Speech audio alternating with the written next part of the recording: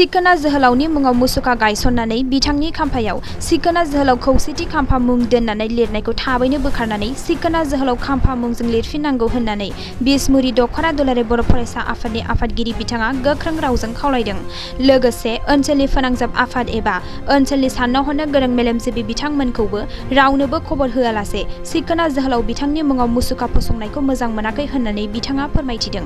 सिखोना बिर जोहोलावखौ मुसुखा खालामनाय आरो सिखोना हाग्राबारिनि ना बाहान्दार सेराव मुसुखा गायसननाय आरो बेखौ बेखेवनाय समसिम ओनसोलनि मेलेमजिबि आरो माहारियारि आफादफोरजों सानलाय हलाय खालामाजासे सिखोना जोहोलावनि मुसुखायाव सिखोना जोहोलाव खौसेथि खाम्फा लिरनायखौ जोंनि सिखनाजार बियाब दुलाराय बाथौ गौथुम आफादा साबजानाय मोनाखै आरो बेखौ थाबैनो बोखारफिननांगौ होननानै क'क्राझार जिल्ला दुलाराय बाथौ गौथुमनि लोगो नेहाथारि बिथाङाबो खावलायदों।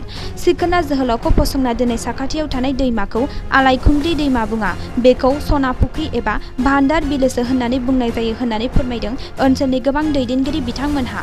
बे समाव मिथुन बसुमतारीनि एक्सक्लुसिभ लानायनि गेजेरजों मा फोरमायदों फै जों मिथिना लानि।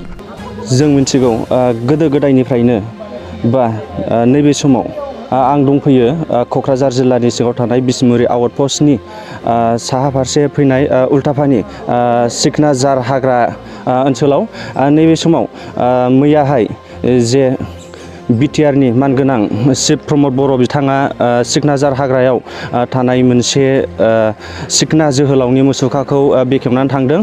जों मिथिगौ थारैनो गोदो गोदायनिफ्रायनो मेंनो रोङै बर'नि बिर जोहोलाव सासे सिखना जोहोलाव, जायखौ जों नैबे सिखना हाग्रायाव फैनानै जों फैयोब्ला बिथांनि मुसुखाखौ नुनो मोनगोन। नैबे समाव बिसमुरि दख'रा दुलाराय बर' फरायसा आफादजों लोगोसे बिसमुरि दख'रानि सिङाव थानाय माखासे मेलेमजिबि बिथांमोनहा नैबे सिखना जाहार हाग्रा ओनसोलाव दावबायफैनानै नायदिंफैनायखौ नुनो मोनदों। नैबे समाव आं बिसमुरि दख'रा दुलाराय बर' फरायसा आफादनि जे आफादगिरि उनु बसुमतारी बिथांनिफ्राय नैबे बाथ्राखौ जों मिथिनानै लागोन। मैयाहाय जे मानगोनां बिटिआरनि शिब प्रमद बर' बिथाङा नैबे सिखना जोहोलावनि खाम्फाखौ बेखेवनानै थांबाय, बे समाव मा बुंनो सानो? जों मोनथिदों मैया बिटिआरनि गाहाय मावफुं सोद्रोमा मानाव गेदेर प्रमद बर' बिथाङा बेखेवनानै थांदों। बेखेवनायनि सानसे सिगां जों बेखौ खबर मोनदों ससियेल मिडियानि गेजेरजों, आरो खबर मोननाय लोगो लोगो जोंनाव बयबो फन खालायदों जे सिखनाजार हाग्रायाव सिखना जोहोलावनि मोनसे मुसुखा गायसनसिगोन, बियो बबेथिं गायसनगोन होननानै गोबां मानसिफ्रा जोंनाव फन हरदों, सोंहरदों। दा जों रोखा बिथांमोननो खोन्थाहरनो हायाखै, मानोना बेखौ गायसननायनि सिगां आरो जेला बेखेवजेनो अब्लासिम जोंनि बिसमुरि आनसलिकल' नङा बिसमुरियाव थानाय मोनफ्रोमबो दल संगठनजों जेबो सावरायलायनाय जायाखै, जेबो मिथिहोनाय जायाखै। लोगोसेनो जोंनि ओनसोलाव थानाय इनक्लुडिं उल्टाफानि बेयाव थानाय सासेबो इन्टेलेक्सुयेल बिथांमोनजों बिनि सायाव फोरमायग्रोनाय जायाखै, सावरायनाय जायाखै। बिनि थाखायनो जों बेखेवजासिम बिनि सायाव जों जेबो रोखा जोंहा मिथिनाय गैयामोन। दायो बेखेवनानै मैया बेखेवलांबाय, बिनिखायनो जों लकेलनि संगठन हिसाबै बेयाव जोंनि दख'रानि सिङाव थानाय इन्टेलेक्सुयेल मानगोनां बिथांमोन दं, जों जयैनो दिनै भिजिट बानायफैदों, नायदिंफैदों। आरो बेयाव नायदिंनानै जों नुदों सिखना जोहोलावनि जे बाव मुसुखा गायसननाय जाबाय, मैया बेखेवनाय जाबाय, बिनि गुदियाव खाम्फायाव जे जों लिरनाय नुदों जे सिखना जोहोलाव खौसेथि खाम्फा।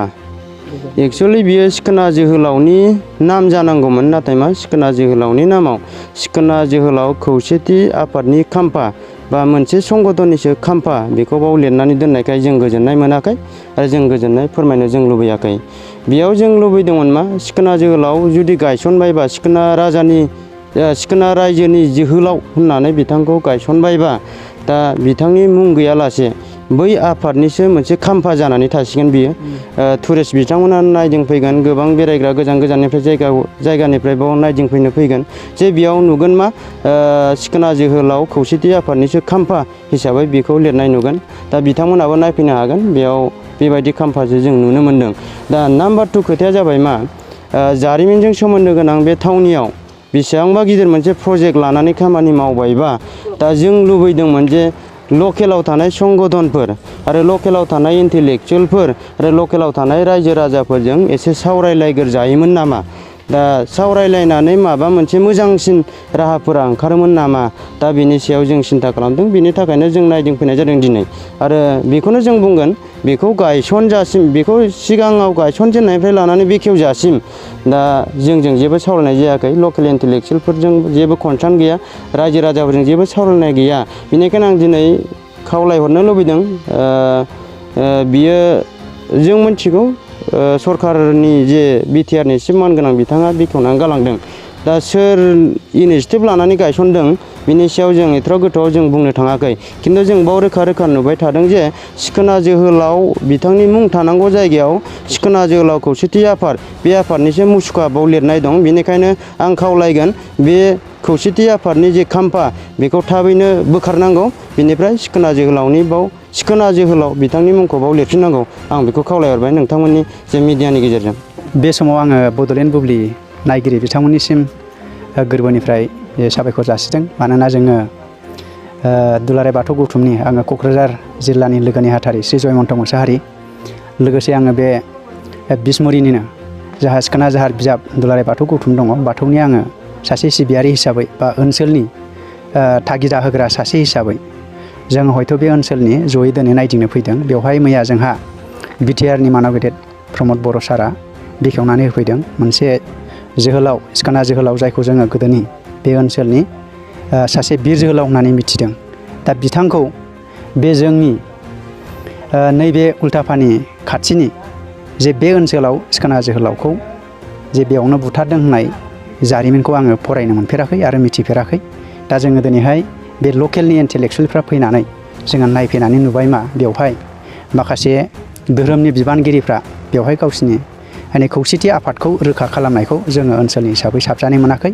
आरो बेवहाय बैष्णबि होननाय आरो खौसेथि होननाय बे सोदोबखौ बोखारोब्ला जोङो ओनसोलनि सिखोना जोहोलाव खौसेथि खाम्फा होननाय सोदोबखौ जोङो दुलाराय बाथौ गौथुमनि जानानै साबजानाय मोनाखै। मानोना बेवो सासे गोथार मोनसे जोहोलाव, बिर जोहोलावनि मोनसे मुसुखा